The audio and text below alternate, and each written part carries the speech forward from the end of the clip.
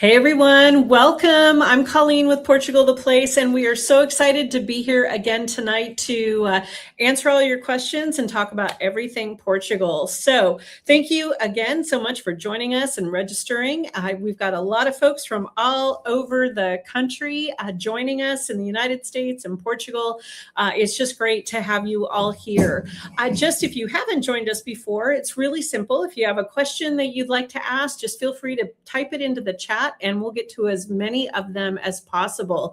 Hello from all over. I see folks from Texas, from Colorado. We've got people from Washington, folks coming in from all different times. So we're hoping that this Sunday time works for everyone because we were really trying to put together an opportunity for folks to join from as many different areas as possible. So hopefully this is working and that this timing works on Sunday because it's 6 o'clock here in Portugal on this beautiful sunny Sunday afternoon. So without much more delay, we're going to jump right in with the questions. But I do want to let you know that there's been a couple of really good updates that I can share with everyone. One of the things that we're seeing is there has been some improvement and movement on the side of VFS appointments. So if you are some of those folks that are out there just in a holding pattern, hoping to be able to get an appointment sooner than later, they have been, especially in San Francisco, they've been opening up more appointments. Now, the other side of the coin, though, is the appointments have been coming up fast and furious, pretty short, like within 30 days and things. So if you're waiting to get started, if you're thinking you don't want to get started too soon because you don't want to start like a rental too early, I would be prepared to get going because it looks like we've had some openings and some shifting. We've had over a dozen clients get their appointments in the last week. So that's exciting. I haven't been able to say that in a while. I know like New York, Washington, D.C., they are struggling, but we do have people that have been getting appointments. So I just wanted to jump in on the elephant in the room because it really has become really a struggle with the demand. Just so many people wanting to get an appointment to move to Portugal that it's been really overwhelming for these offices. But we've seen people in Miami, we've seen people in DC, we have folks in New York, and of course, San Francisco that have all been getting appointments. So don't give up. It is happening, and it is just a relentless attention to just checking and checking again.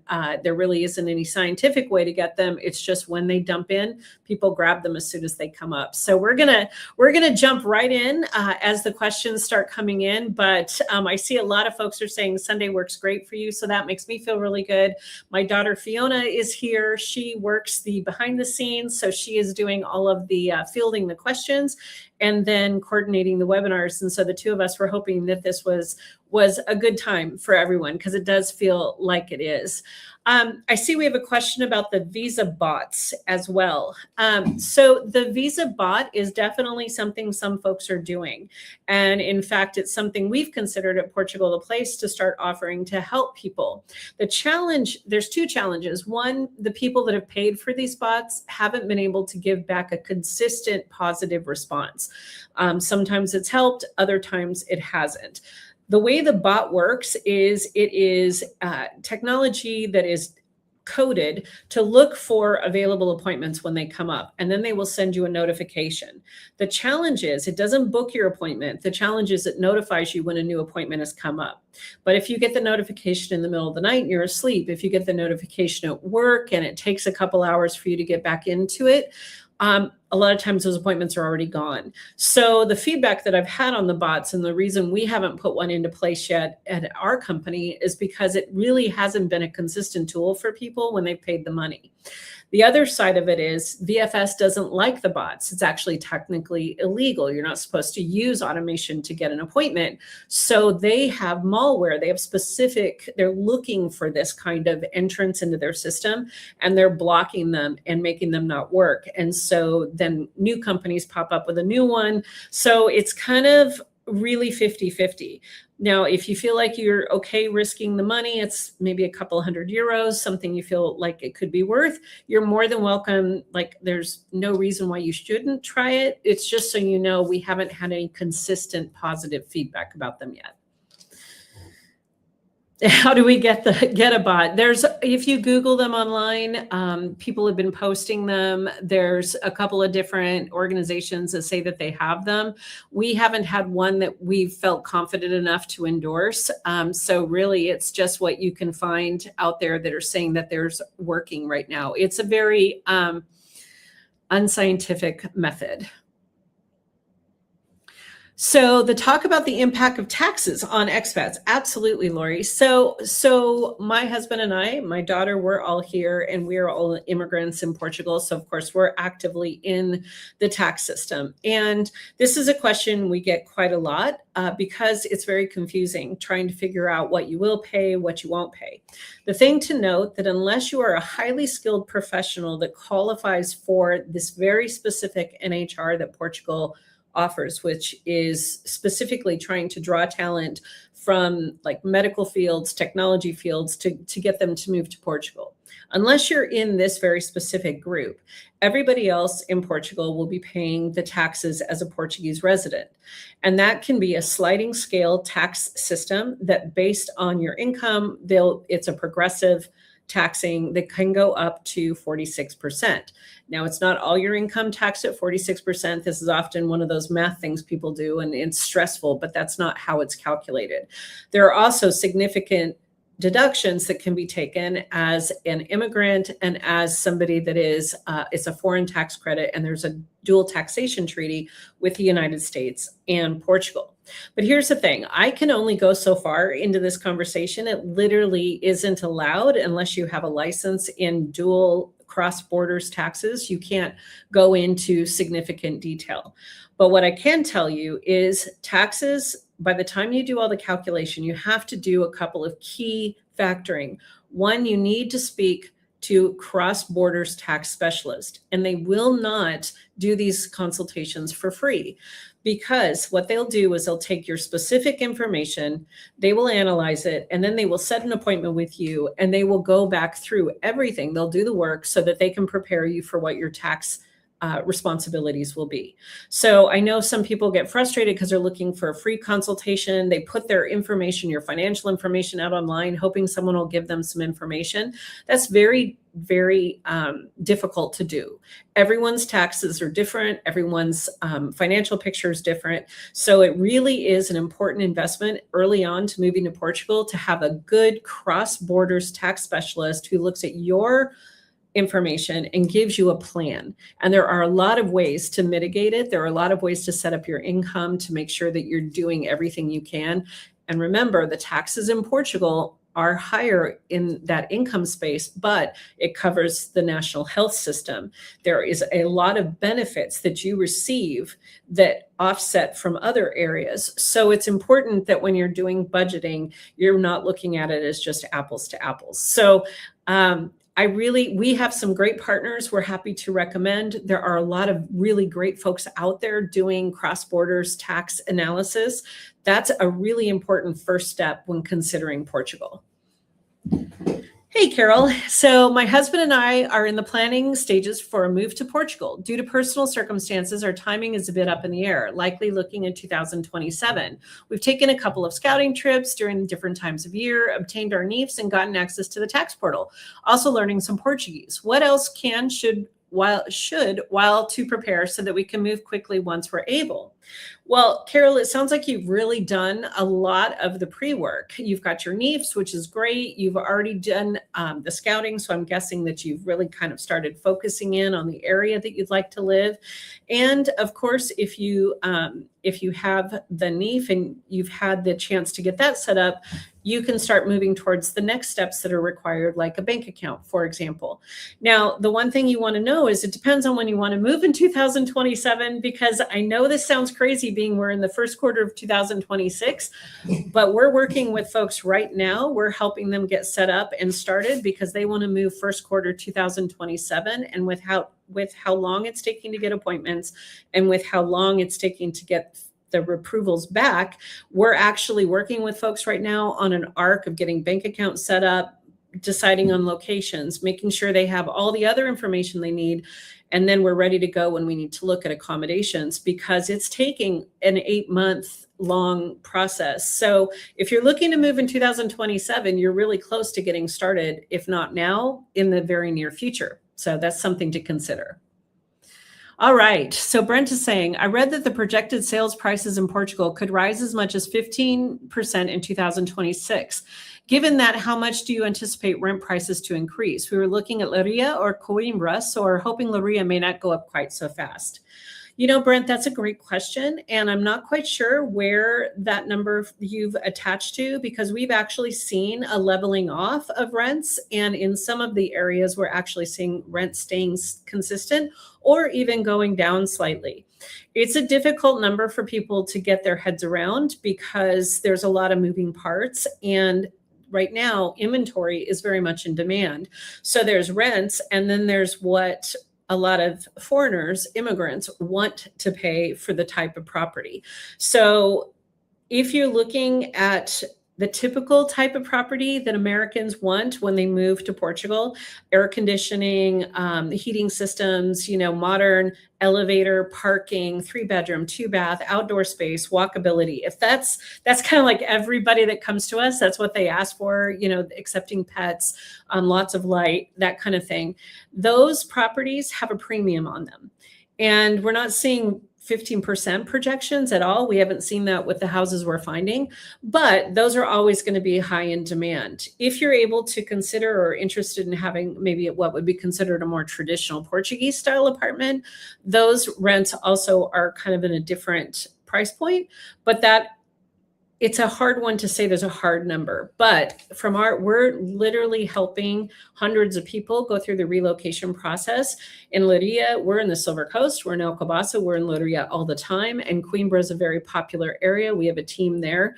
We're not seeing any numbers that reflect 15%. So it should be okay as you're looking forward. Hey, Ernest and Kurt. Hi, we're excited that we now have our appointment scheduled at VFS. Yay. We plan to ship a small crate to our apartment. Will you explain again the process for shipping? Are we allowed to ship the crate once we've received our approval from our VFS appointment, or do we have to wait until we have our residency card? All right. So that's a great question, because it's neither of those situations. When you get approved after your appointment, you're going to, somewhere in the next 3 to 4 months after your appointment, you'll receive the notification that you've been approved. Once you have that visa in your passport, you then have 120 days from that date to physically move to Portugal. When you physically move to Portugal, you're going to register your address showing that you have a visa that you are allowed to move to Portugal. You're going to go to the junta, the local junta, which is like the city hall. You're going to go in and you're going to show that document that you have that, and they're going to register your address and give you back a document saying, yes, I have been approved to live in Portugal and I physically live at this address. That is the document that you are going to give to the shipping company so that they can ship your goods over without paying taxes. So that's how you avoid the customs duty charge on those goods that you're shipping. You don't need to wait to the residency card, but you do need to have that visa registered showing that you have permission to move and live in Portugal. All right. Hey, Karen, I just moved from US, where I've lived for 45 years, back to the UK, where I was born. Can I start the process from the UK? I don't want to have to go back to the US, as I don't live there anymore. So Karen, if you still carry a British passport, and if you have a residency in the United Kingdom that shows that you live there, you can absolutely start the process from the UK. So that should be not a problem, as long as you can show that you're a UK citizen and or have a residency in the UK that is your current place that you live. That is all you need, because you're going to, again, choose the geographical location, London, Manchester, wherever you are. That's the office that you'll choose, and you'll go through the VFS process the same way from your residence, a geographical area. So John is saying, if I plan on renting an apartment, how dog friendly are the landlords there? So we have a big dog. We have Dutch, who is 125-pound Newfie Doodle, and we moved him with us, and we've been here over 5 years now. And I was really worried about this as well, but I can tell you from experience that we are able to place our folks with dogs. We work with people, this is the constant. I would say about 85% of Americans move with pets, and this is one of the biggest concerns, and it was one of mine as well.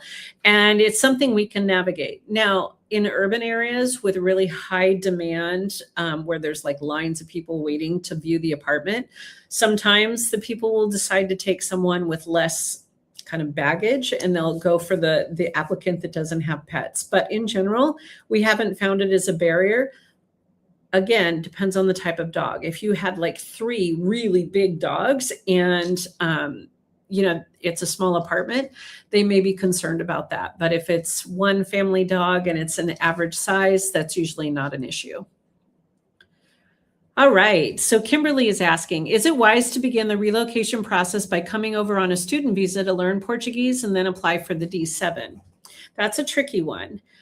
Usually you can't transfer to the D7 from the student visa. If you had an employment, let's say you had the student visa and then you were given a contract for work, you can apply through another visa process that way, but it is very difficult to come over and not have to go back to the States and reapply through the retirement visa or the passive income visa. You would definitely want to go through an attorney on that and double check all the ins and outs of what you're considering doing, what your passive income looked like. And if there was any way to continue you through, there's another visa called a D2, which is like an entrepreneurial visa. There's a couple of other things that could be easier than trying to go from student to D7. All right. So how long does it take to get a D7 visa? Would it be feasible to move to Portugal this fall, October, November 2026? So yes-ish. We are working with folks right now with that target date. So if you've started some of your process and all we need to do is get that rental for you and then get you into a visa appointment, it's still possible. If you haven't started anything yet, if you don't have your NIF, if you don't have your bank account, if you haven't gone through all of those steps, you're probably looking more like December or even first quarter 2027. It just depends on how much, if anything, you've done. And it depends on your geographical location, because different consulates have opened up appointments. Like right now, San Francisco is being more active. A month ago was Washington, D.C. Every consulate kind of shifts and moves at its own rate. And so it's hard to say exactly, but if you want to move at the end of the year, we should be working on it right now for sure. So Alyssa is saying, I would like to plan to have my VFS appointment in September or October. When should I come to Portugal to look for a rental? Do you do virtual apartment viewings? I already have a NIF and bank account. So I'm going to break this into pieces. We do virtual, absolutely. That's one of the biggest pieces of the puzzle. We do virtual for both rental and purchase. It's very common. About 40% of our clients buy virtually, and I would say it's probably 60 to 70% of our clients do virtual apartment searching. So very, very typical for folks to do. When it comes to looking for the rental, what we're doing is we're really tracking when your appointment is, and then we prefer to start about 8 weeks before your appointment. Now, here's the thing. These recent appointments have been coming up and only giving us like 30 days to start scouting, and we're able to do that. It puts a lot of pressure on everyone. It puts pressure on you to make a decision. It puts pressure on the team to make sure we're finding what works. And then the landlords don't always understand the visa process, so they're not always working on the same pace. So we like 8 weeks. We can do 30 days, but we prefer 8 weeks just to make sure we have time to get those signatures registered and all the documents that are required for the appointment so you're prepared.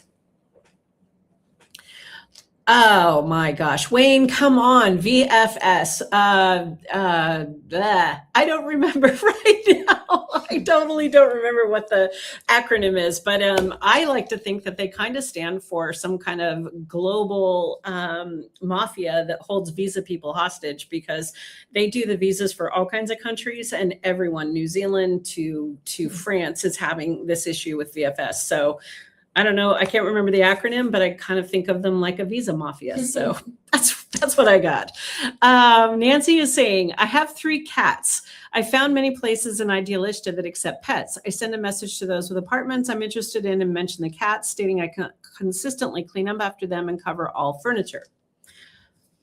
It's hard. Idealista that's one of the reasons we love what we do, is we're able to create a rapport, and we go personally to the landlords and to the agencies, and we create a profile on our clients to help people really see who you are and that you're a real person, not somebody trying to scam them. 3 cats can make people nervous, especially if it's furnished.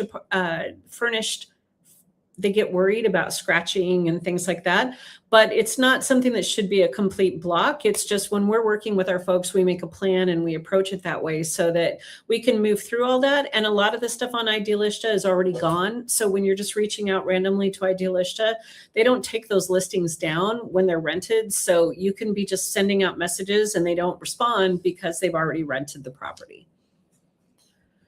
All right. Okay, so Joan, the certificate, that certificate is what you're going to receive, that you can register after you've registered that address, like I was talking about before. After you get your visa and your visa has been approved and you've been able to register your address, you can get that certificate. This shows that you have the right to bring the baggage in without a duty check. Now, a lot of people don't even bother to get it because really it's so random. It's very rarely asked for at the Lisbon airport and Porto as well. Faro a little bit more, but most folks are coming through with 13, 15 bags or more, depending on the size of the family, and they're not even being asked for it. But if you want to get that certificate to show, again, their customs in the airports, you can get that once you have that registered document. So Kathleen is saying, how long does it take to get the NEEF? So it takes about 2 weeks if you haven't landed in auditing. Sometimes it'll be chosen to have some additional backup paperwork, which can take it up to a month. But in most cases, people are getting them back in about 2 weeks, give or take. All right. You're welcome. And so do all Portuguese banks charge monthly fees? In the US, many banking institutions do not. All of the banks that you're going to have access to before you're a resident definitely charge monthly fees. They all have somewhere between 6, 8, 10, even 15 euros a month, depending on which bank you're going with. Right now, Novo Banco is the only bank that is even allowing remote virtual openings of banks, and it's limited in that. That's one of the things we have a relationship with them and are able to do it virtual, but they do have a monthly fee. Once you get here, there's a couple smaller banks that don't have as much functionality that are kind of promoting that they have low or no fees, but they're not the big traditional banks that everybody goes through when we first get here. So Denise is asking, is a D2 easier or more difficult to get than a D7? So it depends on what you're doing, Denise, and it's a great question. A D2 is an entrepreneurial visa, and it has more of a business plan approach when you apply.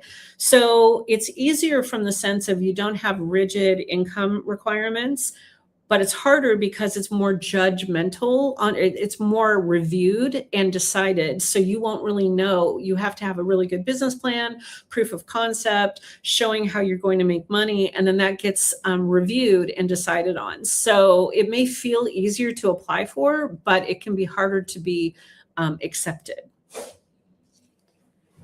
All right. And what is your advice on getting a second passport to use once BFS holds on to our original so we can come and use our rental even before our visa is approved? We don't want to break any rules, but wondering if this could be okay.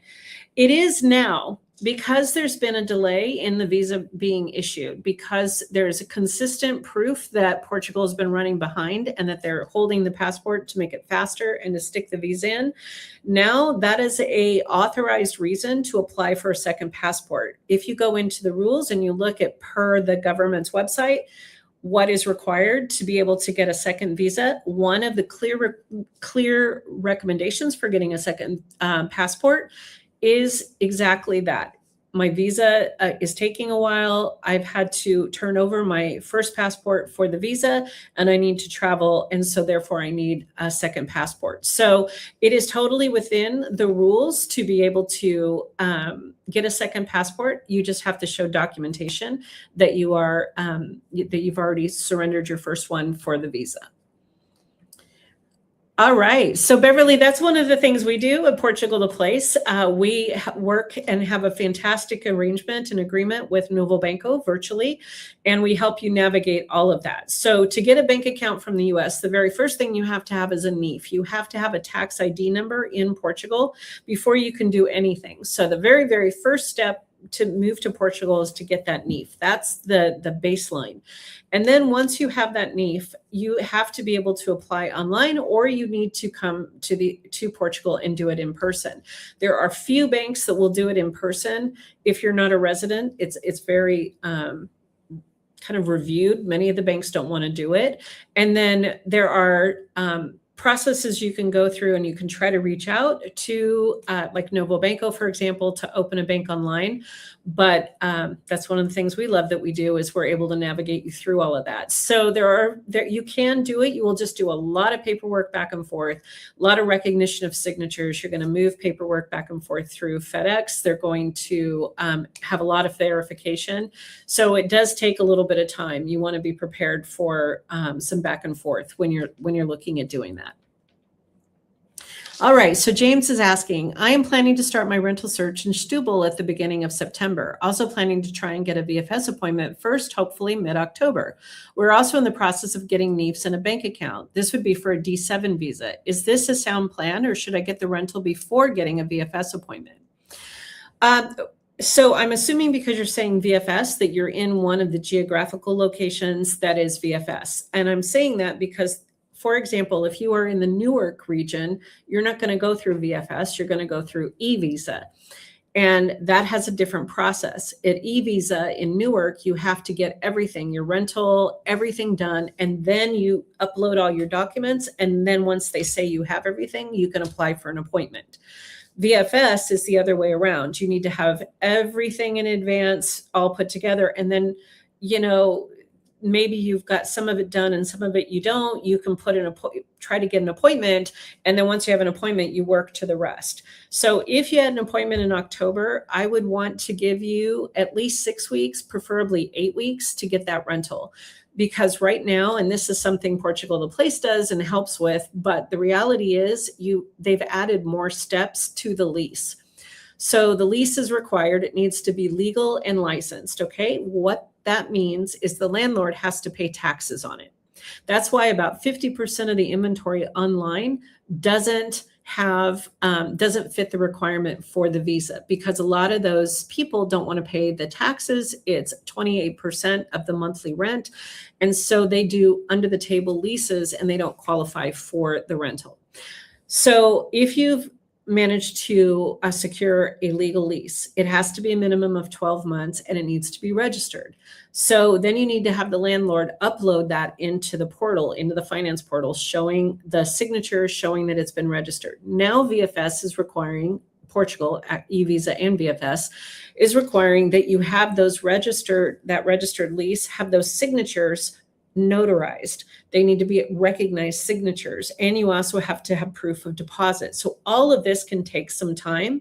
Landlords aren't working on the same urgency. They don't understand what's going on. Getting the transfer documents, making sure you can download the document from the portal, and getting the signatures registered adds a good couple weeks to the process. So we highly recommend that you back up and have, like I said, about 8 weeks before your anticipated appointment or before your appointment. All right, so Karen is asking, is there anything that I can start doing now before I start working with an immigration attorney? Well, Karen, this is definitely steps. First off, you don't need an immigration attorney necessarily, unless you have a specific situation with income, or perhaps a problem with an FBI report, or there's some structural piece with the visa. Most of the steps you're going to do anyway, whether you have an immigration attorney or not. When you work with Portugal the Place, for example, we support you all the way through the visa process, assisting with checklists, making sure you have your documents, but you're going to be pulling your documents, whether you hire an attorney or not. You're going to have to go and pull your bank statements, your proof of income. You're going to have to get the travel insurance, your FBI report. All those things are necessary for you to do.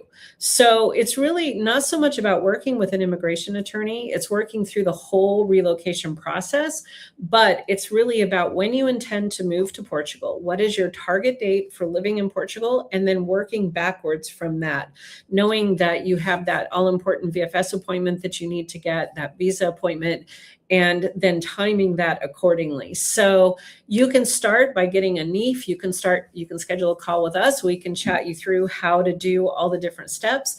NIF is your baseline though. You either do it yourself now or they'll do it and charge you to do it later, but everything starts with that NIF. So your certificate of baggage, if you're going to have it issued, it's not very expensive. There's a free version, but if you want to have it sent to you quickly, it's like, I think it was like 32 euros the last time we had to pull one. All right. Can my financially dependent adults be included on a D7 visa, age 21 and 19? My daughter currently lives with me and my son is currently a student at UC Davis. So if they are students and you can show that they're still dependent, then they would need to have proof of continuing education up until, so your 21-year-old's getting right to the edge. Your 19-year-old definitely, but your 21-year-old at 22, unless they're in a graduate program, they're going to have their own visas through either passive income or a student visa. Right now, your 19-year-old could, but your 21-year-old probably will age out by the time you're able to do that.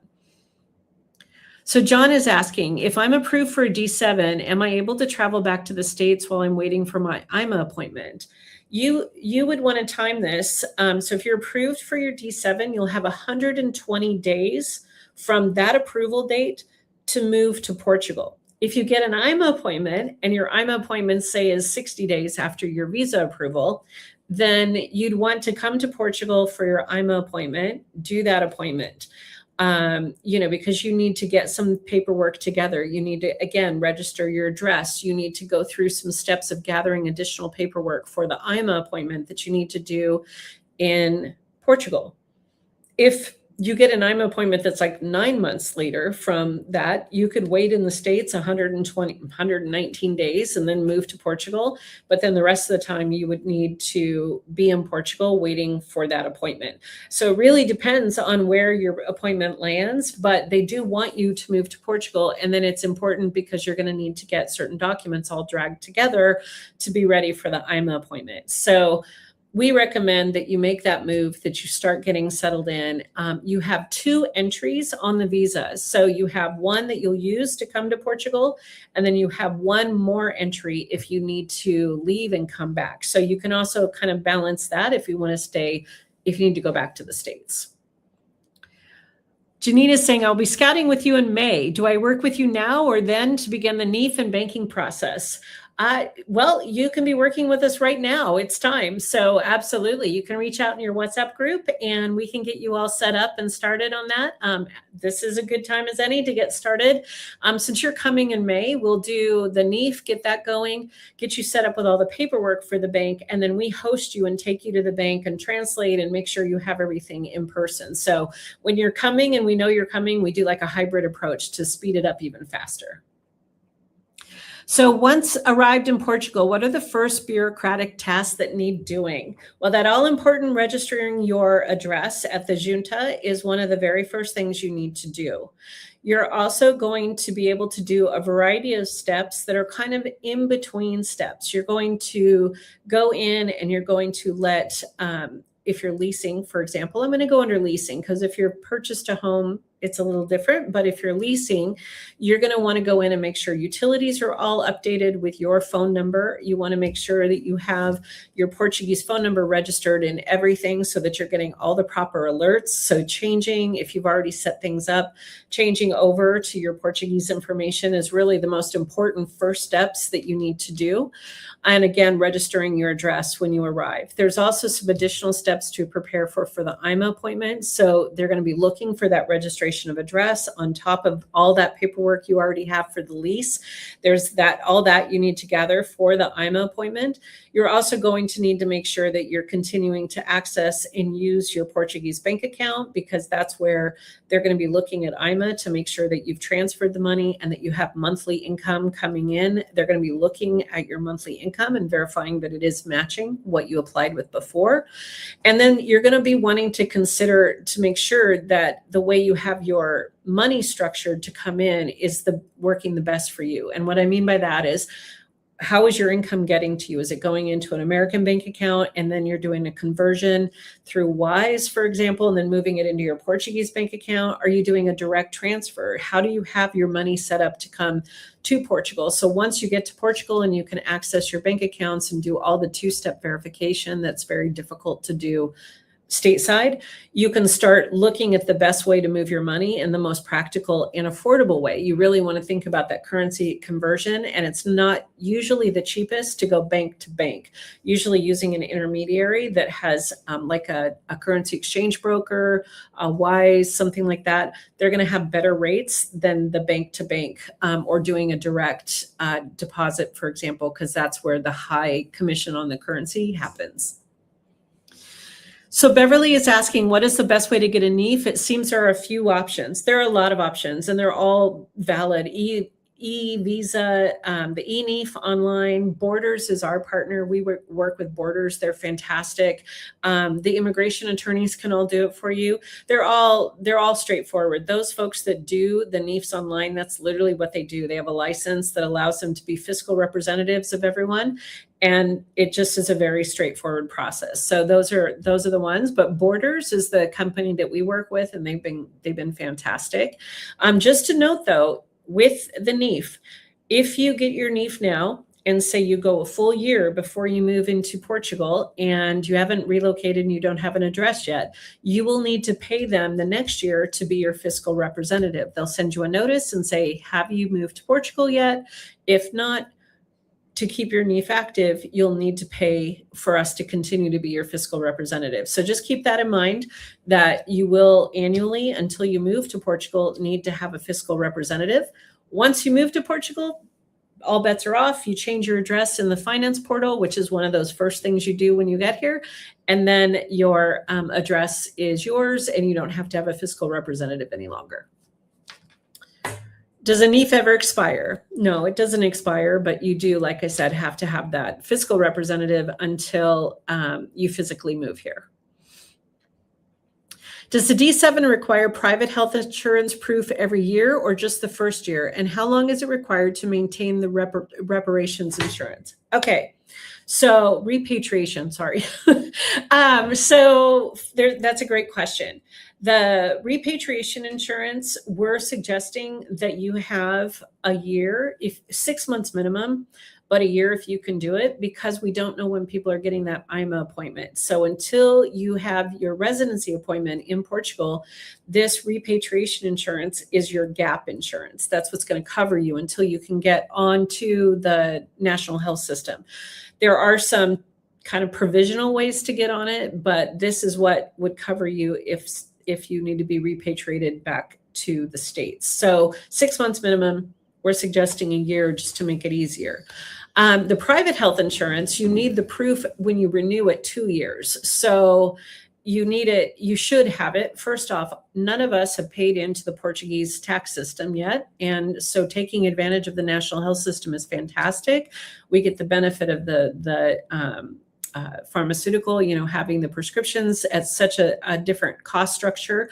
But Having the private health insurance is what keeps us from being an additional weight on the national health system. So they expect you as an expat, as an immigrant, to have private health insurance.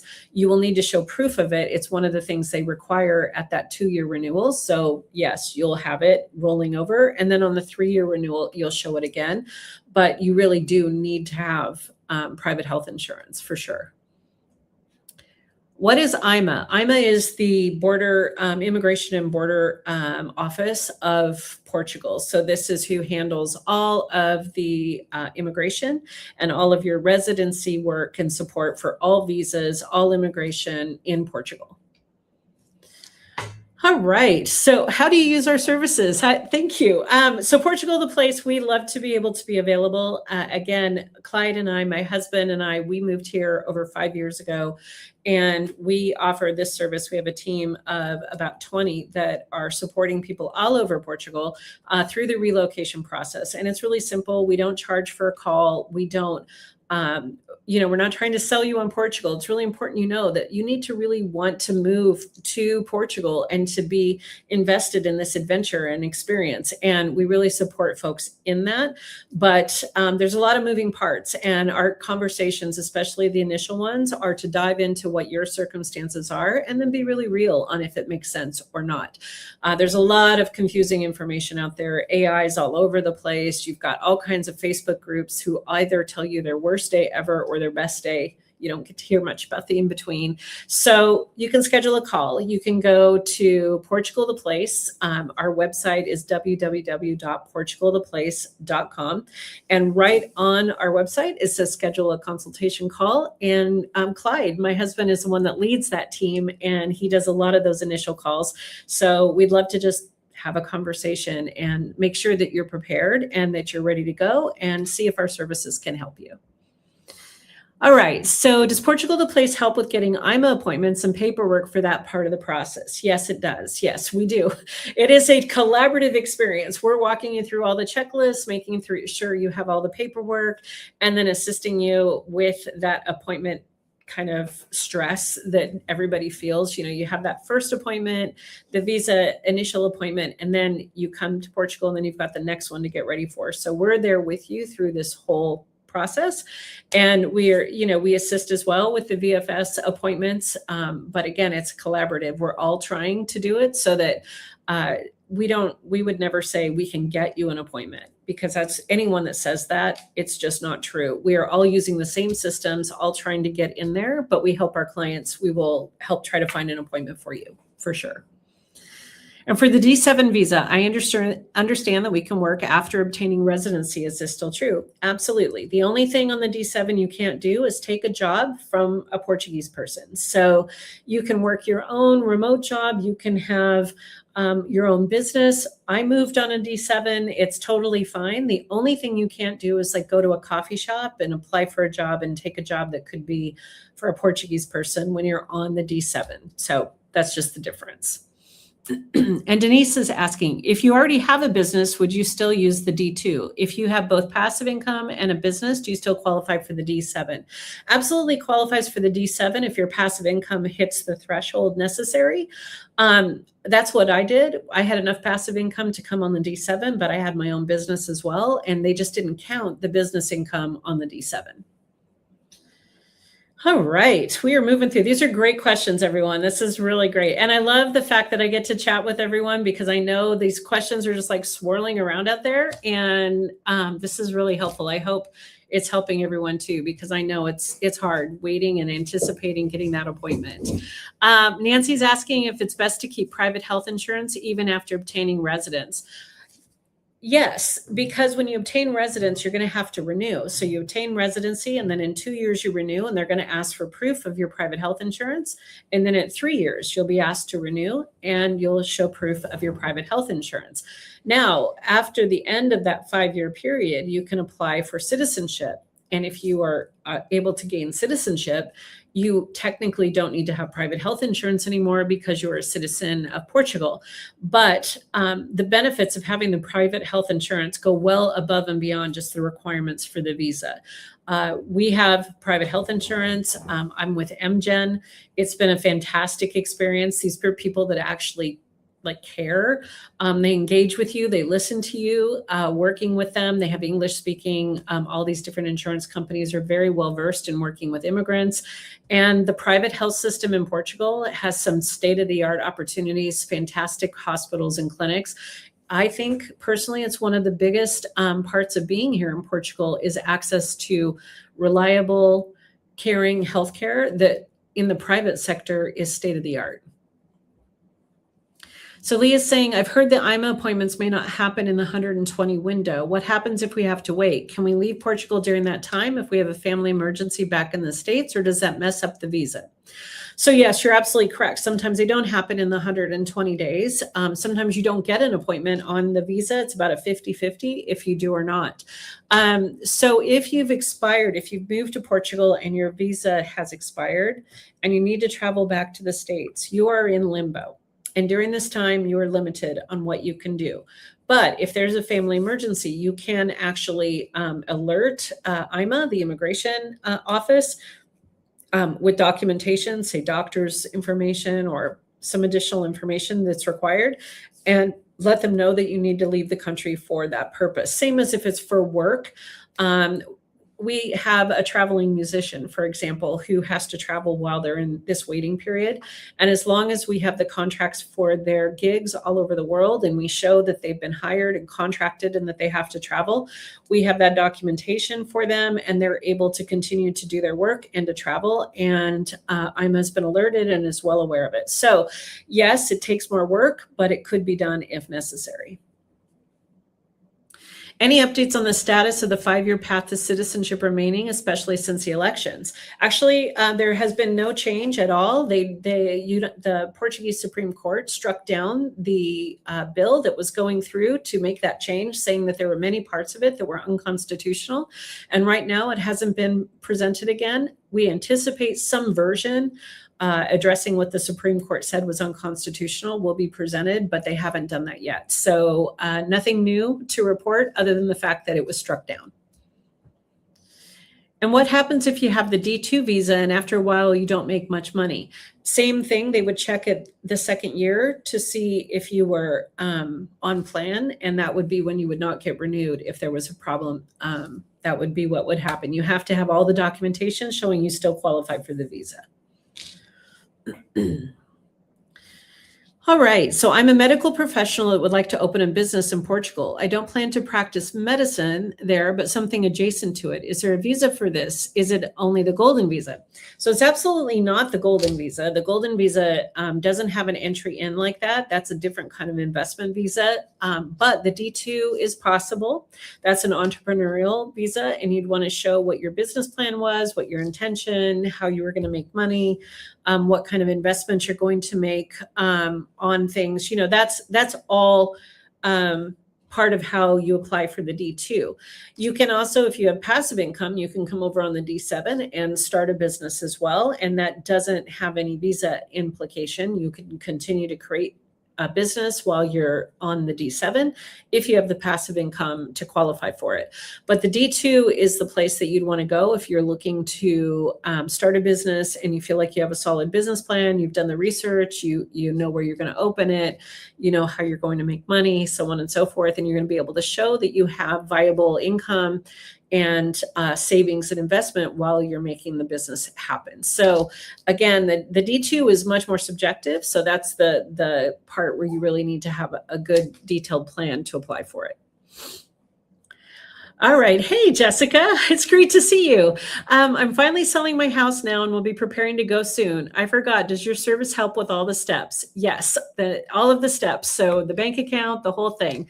If not, do you have a business referrals for those? No, Jessica, we do the whole thing. So we got you from beginning to end. So that's what we do. Our relocation package is one-stop shop, and we help you go through the whole process, including supporting you through the visas, helping you find appointments. We've added that recently because of the challenges with the appointments. But yeah, we go through the whole process with you from beginning to end, lease or purchase. All right, Karen, no problem. Oh, fantastic. We'd love to chat with you. All right. We've got lots more questions. We've got one question time. Has an hour already gone by? Yeah, wow. I am just like, this has been great. You guys have been asking some fantastic questions. All right. So last question. What is the cost of your relocation services? So that's where we'll go through it on the consultation call, because it depends on what you need, which package. We have a rental in person, we have rental virtual, we have purchase in person, purchase virtual. We have location immersion if you're not quite ready yet to relocate, but you want to get much deeper into where in Portugal. So you jump on a call with us, again, complimentary call, and then we'll walk through which package is right for you. All right, we might have time for one more here. All right, so Tim is saying, based on the outcome of tax review meeting I had with a Portuguese tax attorney late last year, my Portuguese tax liability was more than I had estimated. I pushed my physical move date out to 2029 maybe. Like to purchase an apartment by mid 2028. I'm thinking it is advisable to purchase an apartment that early. I understand that Portugal the Place provides apartment management assistance. At what point should I start the purchase process? And at what point should I start the visa process? So a lot of folks right now are purchasing, it's important to note, you are not taxed if you buy a property in Portugal. You do not have residency, and there is no resident. You're not an income taxable person until you physically have a visa and residency in Portugal. So we have a lot of folks that are catching into the market right now, and they are investing for their future moves because they want to get in at a price where they feel like they're taking advantage before it goes out of their budget, and then using it as income, perhaps a rental property or something they use as a holiday home. They come over for 60, 90 days of the year.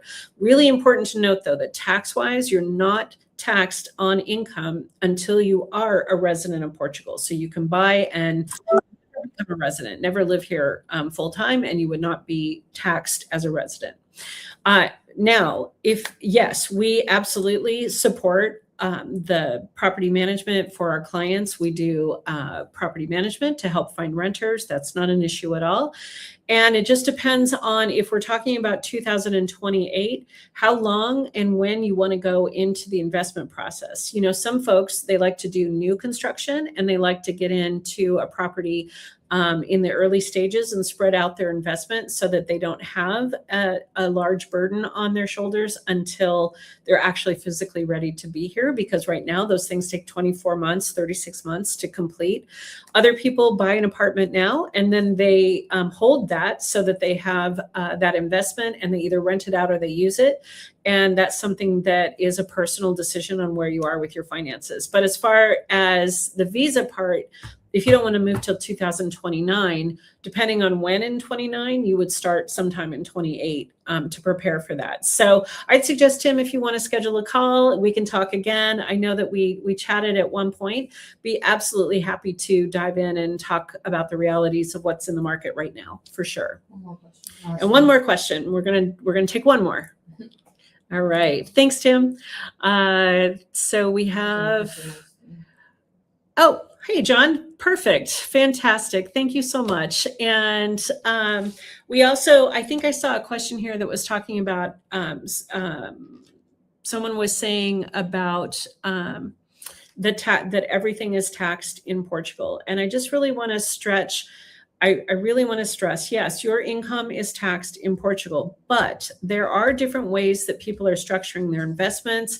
There are different ways. When you talk with cross-border tax specialists and you dive into the details and really structure your income and look at it, you have to look at everything holistically. You have to look at how much you spend right now on Medicare supplement policies and healthcare insurance and what you're paying for prescriptions. You have to look at where you're getting taxed in the states that you're not thinking about that you don't think about as taxes. Because what we are finding when you work with a cross-border specialist, when they lay it all out, And then when and if you have investments and different kinds of structured income, there are ways to mitigate it. So that's why I'm suggesting that before you get into the details, and before you start, really saying this is taxed this way or that way, that investment in a professional that can analyze your whole entire financial picture will be really valuable for planning when you move to Portugal, for sure. All right. So we are so excited. I just want to stress again that we're going to do this in April. So we have another one coming up Sunday, April 19th, I believe, Fiona? Yeah. April 19th, again at 6 p.m. Portugal time. Please tell anyone that's thinking early stages, wherever, that they're welcome to join us. We will have this recording out to everyone so we can go back through it. And if we didn't get a chance to get to your questions, or you prefer just to have a one-on-one, we'd love to talk with you. We're here. We know the world feels really overwhelming sometimes right now, and we get it. We're all in this at the same time.